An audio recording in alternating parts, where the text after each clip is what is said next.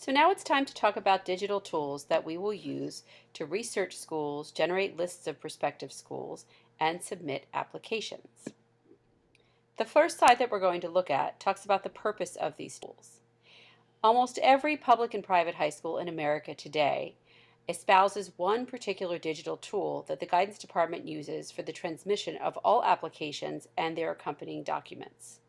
Along the East Coast, especially in the Philadelphia area, the most popular tool is called Naviance. A lot of other schools in this area use a tool called SCORE. So for the purpose of this class, we'll focus on Naviance and SCORE for application transmission. In addition, parents and students can consult a number of different popular websites and tools to do research on schools and to compile lists of schools.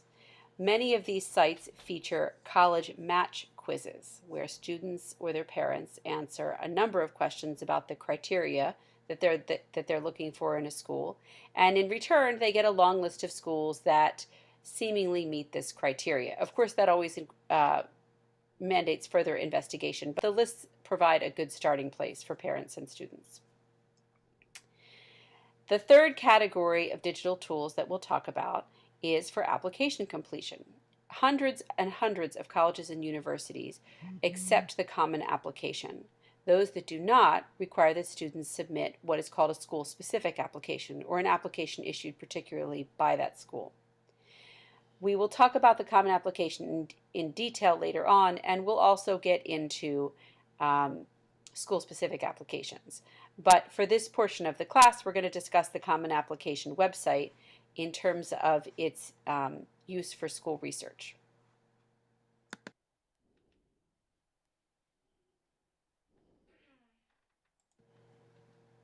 So as stated above, for this portion of the class, we're going to focus on the big four, the four major digital tools that parents and students use for the application process. The first is the College Board. Second is Naviance.com.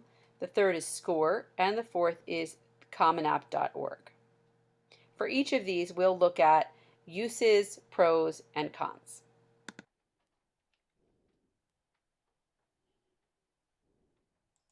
So as previously stated, guidance counselors typically use one particular digital tool for the transmission of all application materials. The most popular ones on the East Coast right now are Naviance and SCORE. All students fill out applications on the Common Apps website, as well as school-specific applications on each individual school's website. The guidance counselor will process these applications through a digital tool like Naviance or SCORE. The guidance counselor will also use such digital tools for the collection and submission of teacher recommendations, academic transcripts, and additional documents that may enhance the student's application packet. It should be noted that when a guidance counselor sends in an application, he or she includes a summary of the school and the type of academic program that it offers. This alerts guidance counselors to the level of rigor to which a student has been held during their high school career. It's really important for admissions counselors to know if a student has been held to a standard that exceeds the norm.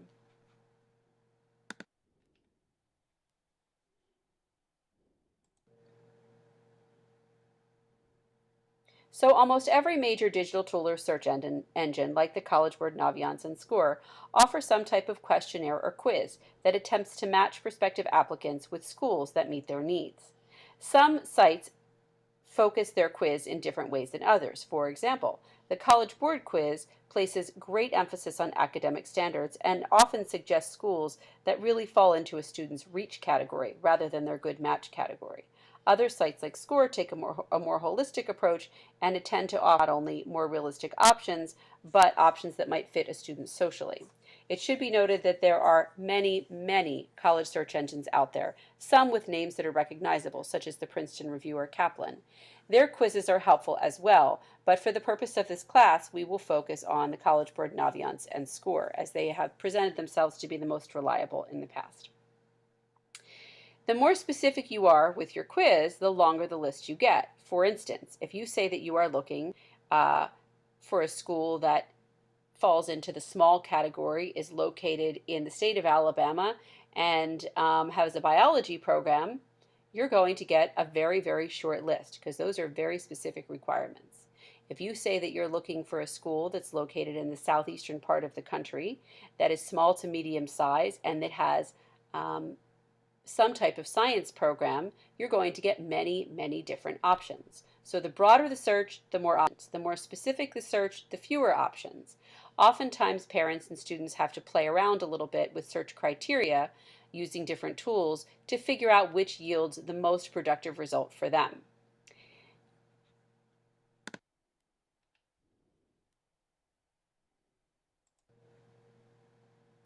Researching schools is a pretty involved process. It's really important to know what you want before you begin the research process. That's why we went through the criteria worksheet. Even if you only have criteria in the broadest of terms, it will help your research to be so much more productive. So set your criteria and then use the search engines and the digital tools available to try to match your son or daughter with schools that appear to meet their needs. You can collect your data by tracking it on an Excel spreadsheet or by taking notes in a digital file or even in a regular notebook. The collection of data will later on enable you to compare one school with another and can be very helpful when it comes time to actually eliminate schools from the list. As you work on this process, eventually a collection of schools will emerge as the most promising. When this occurs, visit the website for each school individually. This will give you a feel for the overall vibe of the school and the culture of the school. If it still seems promising, then schedule an appointment to go visit the school.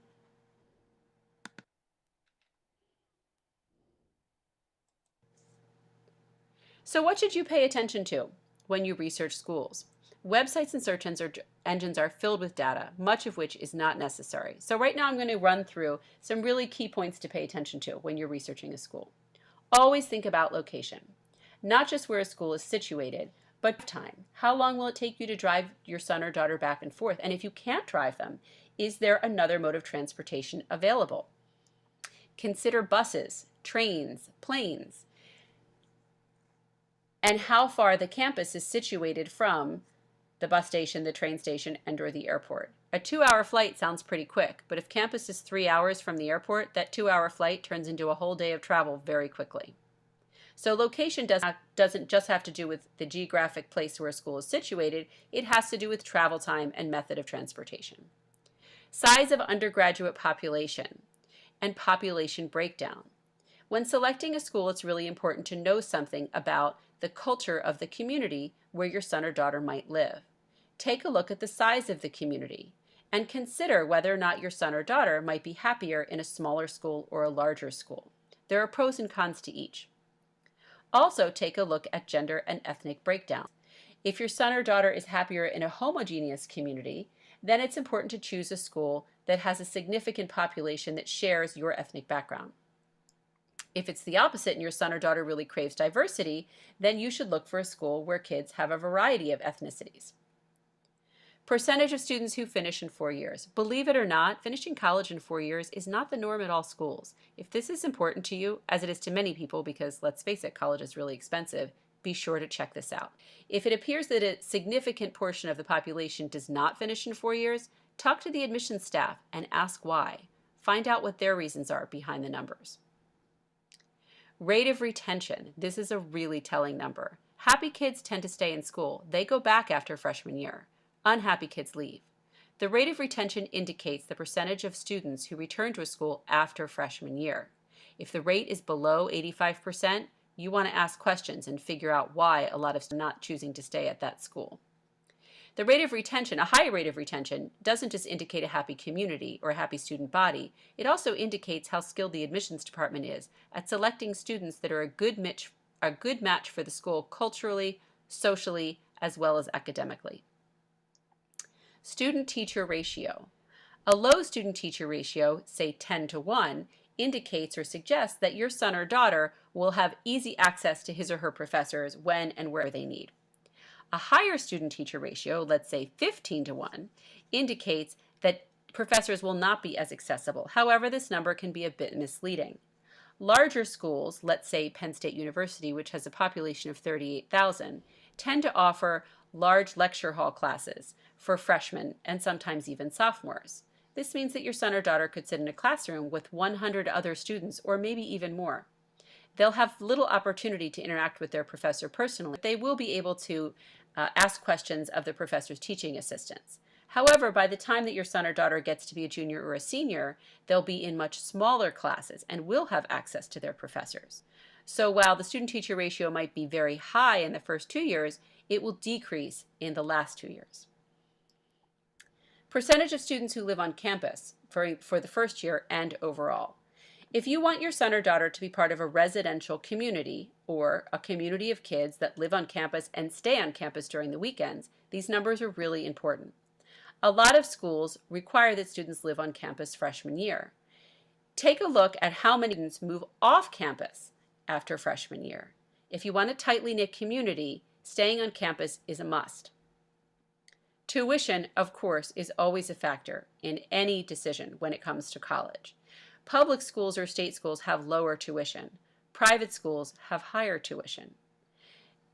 Take a look at not only the rate of tuition in-state and out-of-state, but the average financial aid package. While the tuition numbers tend to be a bit staggering, once you check out financial aid, I think that you'll find that most schools do their best to try to get tuition costs down for families to make it affordable.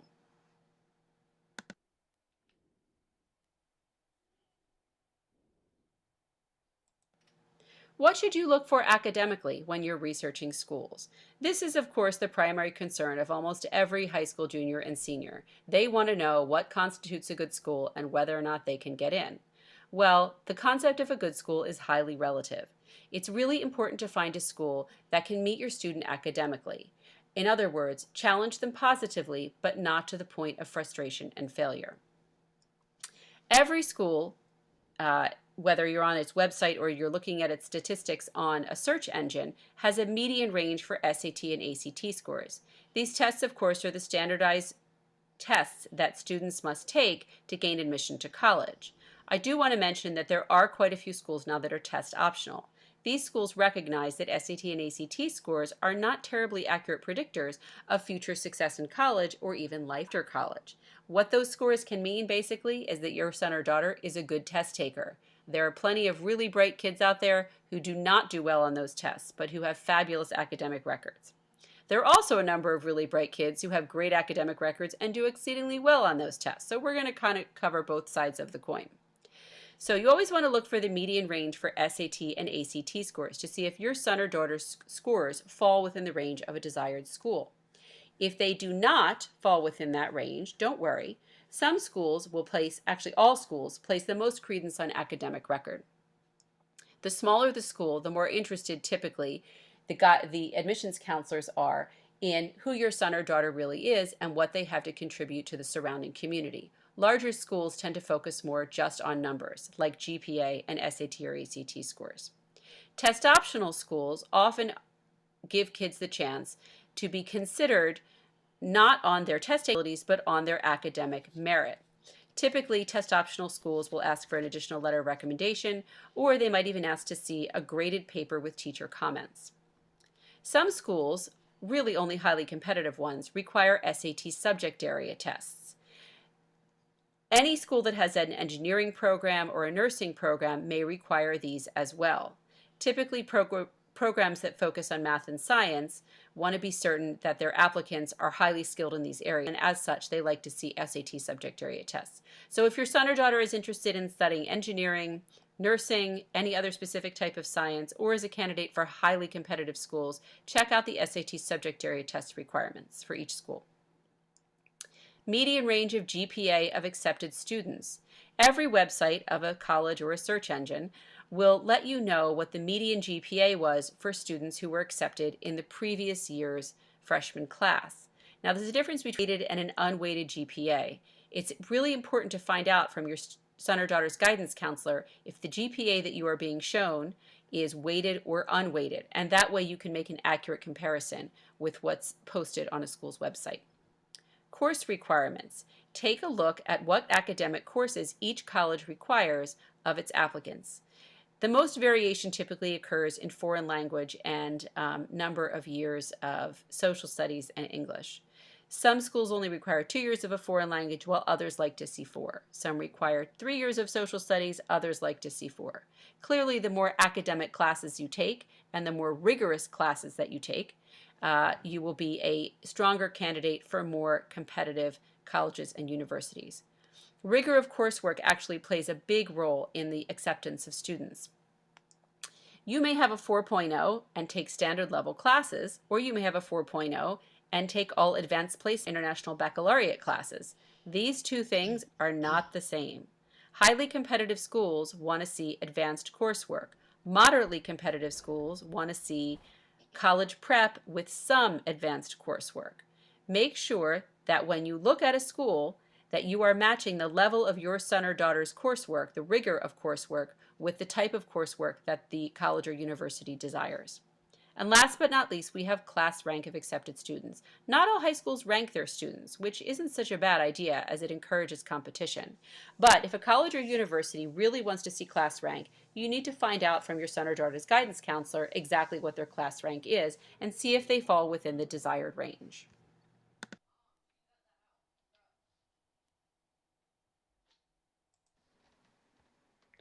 So what should you look for socially in a school? Larger search engines will all tell you what percentage of students live on campus. This lets you know how vibrant and alive the campus really is. You should also look for commentary on the surrounding area. For instance, the College Board will classify an area surrounding a college as rural, small town, small city, large town, big city, etc. This will give you an idea as to what there is to do outside of campus, whether there are movie theaters, restaurants, or maybe even a large urban area for students to take advantage of. You can also use larger search engines to look at a list of extracurricular activities that are offered by schools. Of course, this list will include NCAA athletic teams, which could lead to really big, fun sporting events like football games and basketball games. But it will also detail the intramural and club sports that are offered at a school. This helps students to figure out how the kids at a particular school spend their free time. Larger search engines also indicate whether or not a school offers Greek life. If it does, what percentage of the student body participates. Greek life is typically espoused by larger universities. Some students find it particularly attractive, but others are decidedly against it. Greek life has a reputation for lending itself to heavy partying, but it can also involve a lot of community service and community-oriented activities. And last but not least, this is not offered on search engines or digital tools, but can be found on school-specific websites. Check out the student activities page and try to figure out what types of campus-wide events the Office of Student Activities sponsors. Some schools put a lot of time and effort into student activities to make sure that kids have fun, alcohol-free things to do outside of class. Others do not. Schools in rural areas typically have to spend more money on student activities than schools in cities and towns because there isn't much to do around there. Try to check out what kind of effort your school or schools that you're interested in puts into developing fun things for kids to do outside of the classroom that don't revolve around drinking.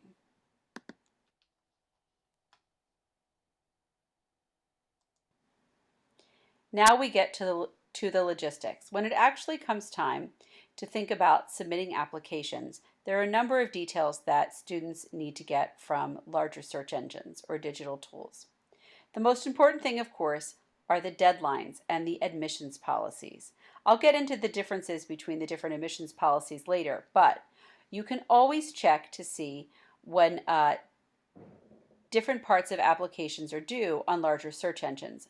I strongly advise, however, that you double check those dates with each school's website. Occasionally, a larger search engine will have a date wrong, and it would be a shame to miss a deadline because an error was made on a larger search engine. You should also look up what type of application is accepted by each school. As mentioned previously, most schools accept the Common Application, but some prefer that students submit their own application or a school-specific application. Writing requirements are typically covered in the Common App. However, occasionally a school will have a writing supplement that is detailed on the school's admissions website. You may need to depart from a larger search engine to visit individual school websites to obtain the writing supplement requirements. You can also research the number of recommendations that will be accepted. All schools will tell you to send recommendations, They may even get a little bit more specific and say send one recommendation from a guidance counselor and one from a teacher. But this doesn't necessarily indicate that that's the maximum number of recommendations that they will accept. Some search engines indicate this, but most likely you will either need to go to the school-specific website or to call the admissions department to find out. Why not send as many recommendations as they are willing to read? It can only enhance your chances of getting in. And last but not least, admissions interviews. Larger search engines sometimes omit this piece of information. If you can't find it on a larger search engine like the College Board or SCORE or Naviance, go to a school website. If the information is not available there, feel free to call the admissions department to ask. When you do, and we'll get into this later, you need to find out if admissions interviews are offered, what type of interview is offered. This can play a role in how the interview is handled.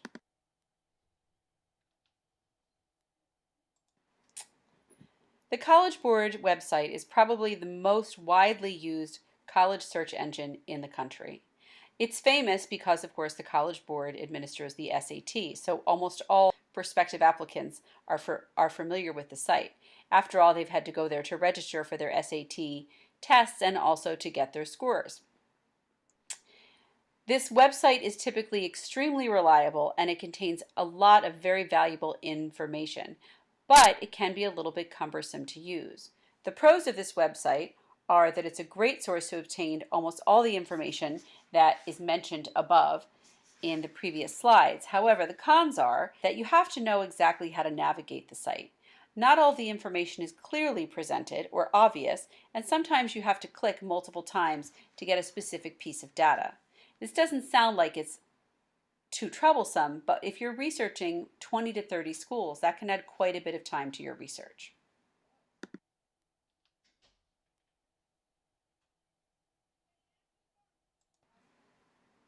SCORE is a wonderful new digital tool that just became available in the last few years. Its popularity is spreading, and it's even replacing Naviance in some private and public school systems. It differs from the College Board in that it cannot be used to register for any standardized tests. However, it's similar in that it provides all the pertinent information that's covered previously in this presentation. The advantage to SCORE is that all the information is on one page. You don't have to click to multiple locations. You simply just scroll up and down.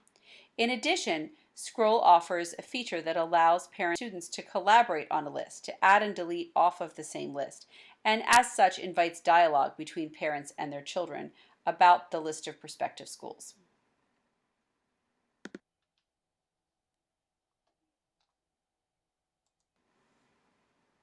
Naviance is probably the leading digital tool that is used today for the submission of applications. It has a dual purpose. It can be used to research and collect data, but it can also be used to actually submit parts of the application. It has been contracted by numerous both public and private schools and is used widely by guidance counselors all over the country. So what are the pros of Naviance? All the data that you'll need is available on site. However, like the College Board, you really have to know where to look for it, and you may have to change screens, clicking several times to find the right piece of information.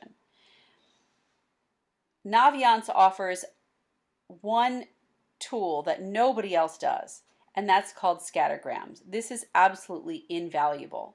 Scattergrams collects data from your individual school or the school of your individual child and lets you compare your son or daughter's scores and GPA with those of applicants from previous classes just in the last few years applying to a desired school. So for instance, let's say that your son wants to go to Syracuse University. You can look at the scattergrams chart and actually see, of course they're anonymous, the statistics of kids from your son's school who applied to Syracuse, who was accepted and who was denied. This really helps students to get a more accurate feel for whether they have a shot at getting into some of their schools. Naviance can be a little bit confusing to navigate at first, but most high school guidance departments are pretty good about educating their juniors and seniors regarding the submission of different portions of their application. Most likely, if your son or daughter's school uses Naviance, all teacher recommendations will flow through Naviance, as will the submission of transcripts.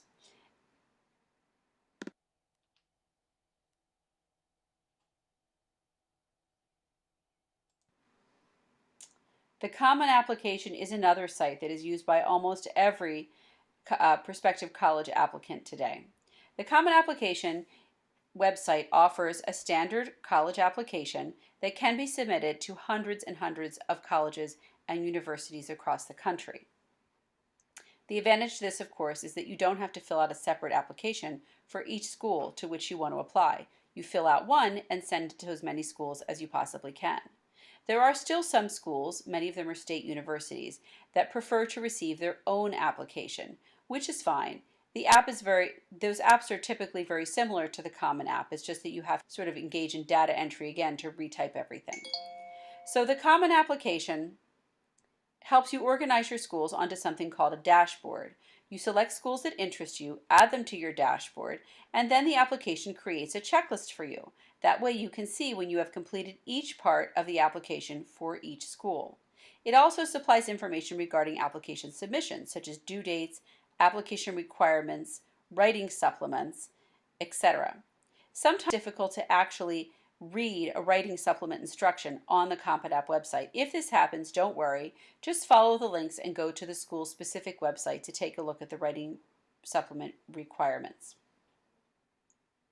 The Common Application differs from both SCORE, Naviance, and College Board in that it does not offer any kind of school matching service. There is no quiz or questionnaire that tries to pair a student with schools that meet their wants or needs.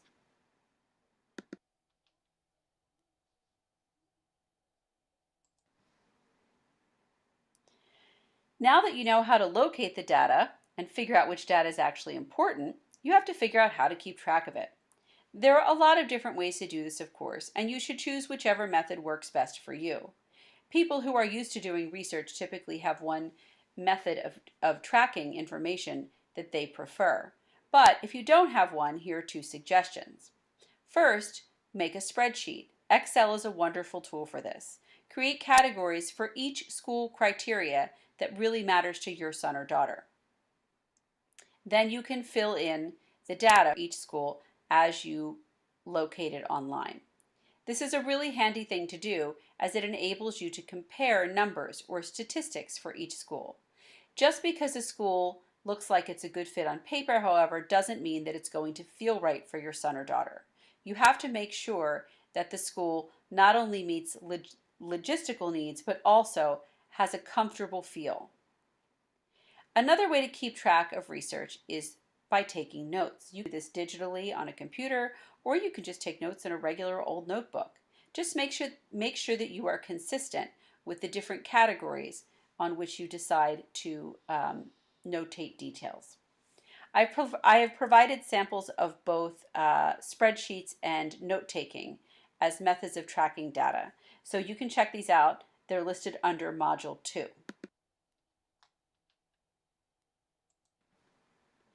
As I mentioned just a minute ago, just because a school looks right on paper and has all of the desired criteria doesn't mean that it's going to feel right. Sometimes kids really think that they know what they want. They do a lot of research and they find schools that on paper seem to meet all of their wants and needs. But when they go visit them, they find that they really just don't get the right feeling. They don't feel called to that particular school. And that's okay. Data is extremely helpful, but it's no substitute for a person's intuition or insight.